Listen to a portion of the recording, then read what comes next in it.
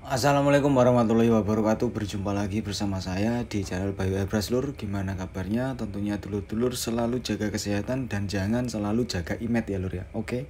Selalu saya bilang selalu jaga kesehatan dan jangan selalu jaga imet. Oke. Biar hidup kalian tenang-tenang saja dan nyaman-nyaman aja. Kalau kamu jaga imet nanti nggak tenang Lur. Oke Lur. Ngomong-ngomong saya disindir sama orang Lur. Katanya channel sebelah yang sok pintar loh. Kalau saya goblok nggak mungkin saya bikin channel. Ya. Kalau saya goblok nggak mungkin saya jelasin hal-hal seperti ini. Gini loh. Sebenarnya nggak ada orang pintar itu. Yang ada orang yang pernah menjalani hal itu. Jadi dia punya pengalaman. Kalau kamu nggak suka sama saya, ibarat kata serang dengan teknikmu, dengan gayamu, serang aja nggak apa-apa.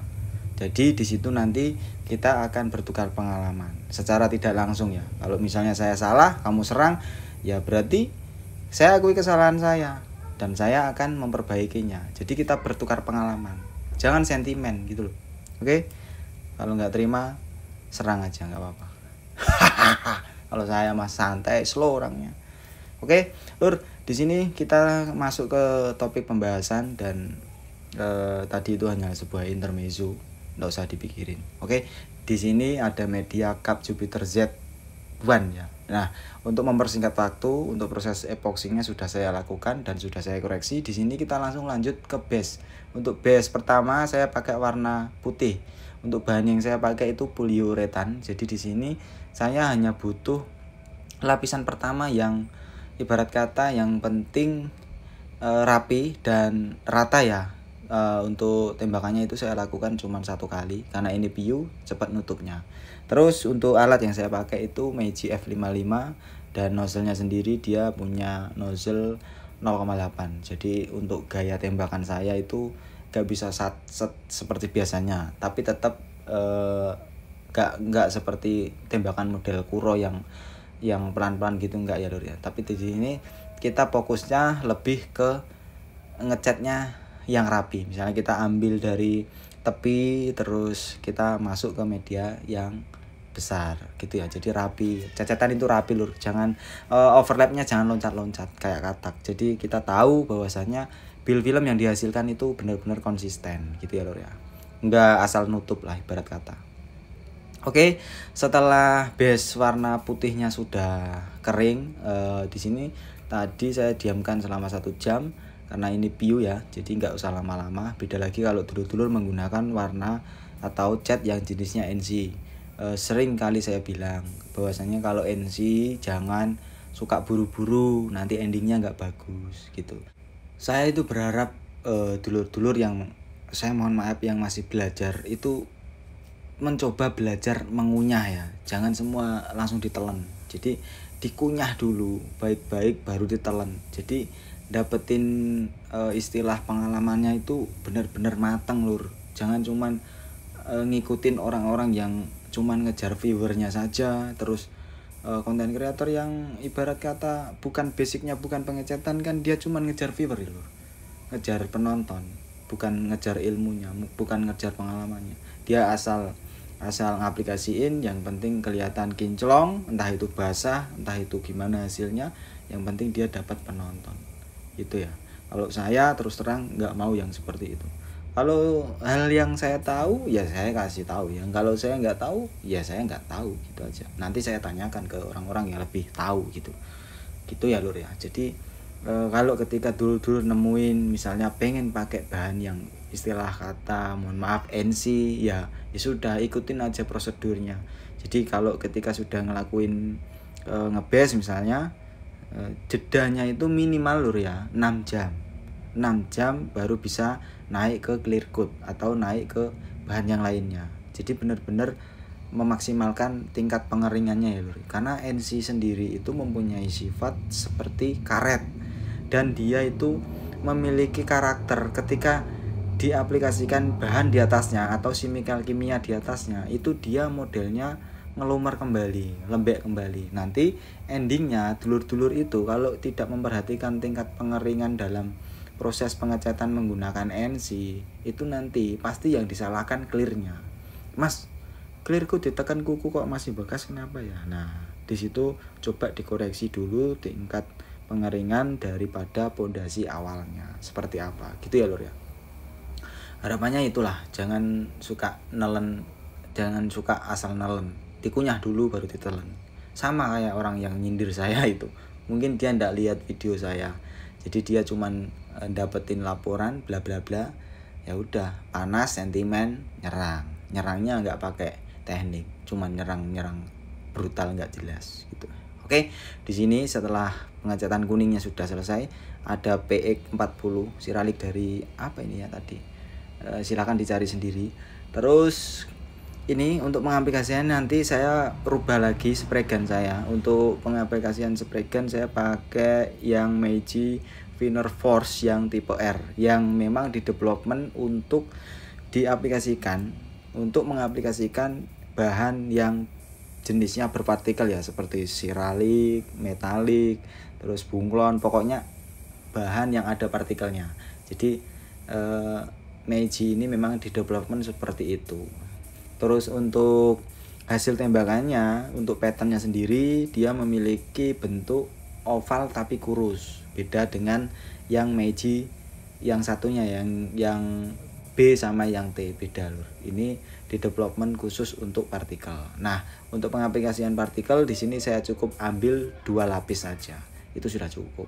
Dan untuk jedanya, jadi setelah 1 lapis saya kasih penguapan thinner, baru saya lakukan pengaplikasian lagi gitu ya. Saya penguapan thinnernya itu paling ya hitungan detik aja lah lur, paling 10 detik untuk penguapan thinner, supaya apa, supaya ada kesempatan thinner untuk menguap, jadi partikel itu nggak sempet terlalu tebel atau catnya itu terlalu tebel, nanti partikelnya tenggelam, jadi kelihatan nggak bagus ya, nggak cantik. Nah, untuk pengaplikasiannya seperti itu, dan itu bisa dilihat sendiri, dia warna kuningnya itu sudah mulai berubah ya, jadi nggak kuning banget tapi ada kayak kilauan emasnya, karena di sini kan tadi saya bilang pakai partikel atau siralik emas, jadi kuningnya itu kayak mulai apa ya, lebih matching lah, lebih kelas lah ya, jadi nggak kuning tok gitu, nggak kuning seperti karakter kuning lemon yellow itu, jadi di situ ada kayak metaliknya lur. Nah, ini hasilnya, ini belum di clear ya, nanti kita lihat hasil setelah di clear. Oke, setelah kita aplikasikan untuk siraliknya itu tadi juga bahannya PU dan nggak lama-lama, 1 jam saja, baru di sini kita akan mengaplikasikan clear coat menggunakan 4100 dari Nikon. Kebetulan saya beli ini ternyata kemasan baru lur, kemasan di hairdryer-nya itu kalengnya bulat, nggak kayak yang kemasan lama yang di pojok sana itu ada yang kalengnya kotak ya. Jadi di sini sekalian kita riset apakah ada perubahan atau tidak, maksudnya 4100 yang terkenal clearnya enak diaplikasikan, atau dia memiliki tingkat flow time yang bagus, apakah dengan wadah yang baru ini akan berbeda atau enggak, atau bahkan malah ada trouble. Nah, di sini kita juga akan riset, sekalian menjawab teman saya yang kemarin sempat beli kalengnya bulat seperti ini, ternyata hasilnya popping semua, dan sudah saya analisa, ternyata memang ada kesalahan di situ, untuk pihak distributornya mengganti lur, jadi nggak apa-apa, jadi diganti dengan barang yang baru. Nah, untuk pengaplikasiannya di sini mixing ratio saya pakai 41, thinner cuman saya pakai 10% ya lur ya. Jadi mengingat cuaca dan kondisi di tempat saya ini sedang mendung, sebentar lagi kayaknya hujan. Jadi pas posisi nge-clear ini malam hari terus hujan, tapi suhu belum terlalu turun ya, karena tadi siang itu panasnya minta ampun. Jadi ketika pertama kali turun hujan itu suhu belum begitu turun. Nah, ini masih ada sisa-sisa apa ya, ibarat kata sisa-sisa panas tadi siang gitu ya.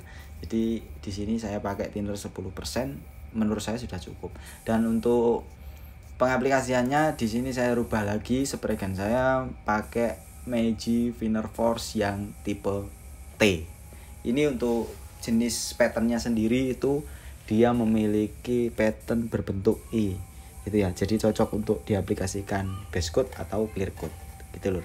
Nah, untuk teknik pengaplikasiannya di sini saya pakai 2 lapis saja tanpa jeda, karena mengingat tempat yang seperti ini yang sering saya bilang, kalau kita pakai jeda, model jeda sampai berpuluh-puluh tahun atau sampai berabad-abad, itu nanti setelah kita flash off, misalnya kita jeda ya, setelah kita flash off 1 abad, itu ternyata nanti banyak kotoran yang nempel di situ. Jadi di situ saya putuskan untuk nggak pakai jeda lur. Jadi one visit application, jadi sekali lewat, tapi dapetin 2 lapis tetap gitu ya lur ya. Oke, untuk teknik tembakan di sini gerakan saya percepat, overlapnya tetap rapat, cuma jarak saya pakai lebih dekat lagi, mungkin tidak ada 10 sentian lur, di bawah 10 senti. Ini gunanya apa sih sebenarnya? Mas, sampean kok nembak selalu dekat, kenapa ya? Nggak takut meler? Sebenarnya kalau meler sih nggak takut lur, karena di sini saya pengen membantu clear ini ketika sesi flow temp. Nah, kalau kita nembakin dengan jarak yang jauh, otomatis semburan daripada spray gun atau cairan itu, atau droplet ya, atau droplet yang dibilang droplet itu akan kita dapetin droplet yang lebih gede, karena jarak yang semakin jauh droplet itu semakin gede lur. Nah, di sini untuk membantu tingkat sesi flow temp yang bagus, saya membutuhkan jarak yang dekat. Jadi saya butuh droplet yang halus. Nah, di situ ketika nanti kita sudah stop dan kita diamkan, clearnya ini akan memasuki sesi flow temp yang bagus. Jadi kita mendapetin tembakan yang ideal, flatnya ideal. Jadi enggak kulit jeruk enggak macam kulit jeruk yang model kayak gede-gede gitu, enggak ya. Jadi di sini kalau orang motoran itu lebih suka yang model ngeflat. Jadi beda dengan halnya kalau kita nembak clear yang ibarat kata kalau kita main mobilan itu lebih cenderung kita main ke jerukan. Tapi kalau kita mainnya motoran seperti ini, biasanya anak-anak sekarang itu yang sering bikin istilah flat itu. Jadi ya kita ikutin aja. Jadi di situ untuk teknik tembakannya saya pepetin aja lur. Oke, nanti kita review. Lur, tadi pas kita nge-clear itu keadaannya itu lagi hujan. Terus tak simpen di sini.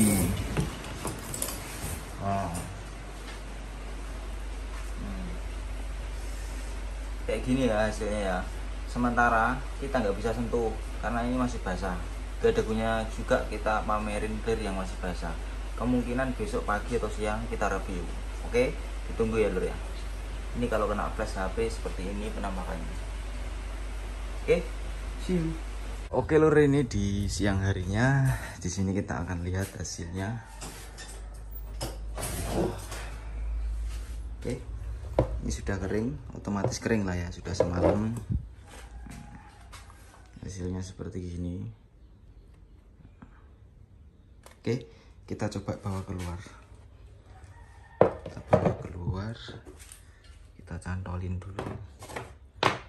Oke lur, kita bawa keluar ruangan dan inilah hasilnya seperti gini ya. Bilang Solly Airbrush kalau ngerekam tuh miring gini loh, yuk biar kelihatan flat atau enggaknya. Siap. Kayak gini ya. Untuk clear yang tadi malam kita tembakin sebanyak 2 lapis tanpa jeda. Untuk sesi flow tempnya bagus banget ini lur. Dia sudah ibarat kata ini clear dikuasin aja itu sudah bisa nata dengan sendirinya. Wah, ngeri. Oke, taruh sini ya. Yang lain ini masih ada kotorannya ya lur, karena ini kan belum saya koreksi, masih baru aja di clear ya. Ini keringnya juga belum maksimal, baru semalam. Nanti kita koreksi gitu ya lur ya. Oke, atau kita mau coba tes ke ruangan yang ada lampu neonnya? Oh siap, ayo kita tes itu seperti apa perubahan warnanya. Oke lur, ini setelah kita tadi bawa keluar ruangan, terus saya masukin lagi ke ruangan cat dan di bawah lampu neon dengan pencahayaan lampu neon seperti ini. hasil perubahan warnanya seperti ini. Dia elegan ya lur, kayak warna-warna mobil lur. Wih ngeri. Lemon yellow ditimpa dengan siralik emas atau lembayung emas, seperti ini hasilnya. Ngeri lur ya. Ya lur. Nah, oke, saya pamit undur diri. Apabila ada pertanyaan silahkan ditanyakan, dan apabila ada request silahkan di requestkan. Oke, saya pamit. Wassalamualaikum warahmatullahi wabarakatuh. Wah, lur, mantap lur. Flat, jari lek coli, flat.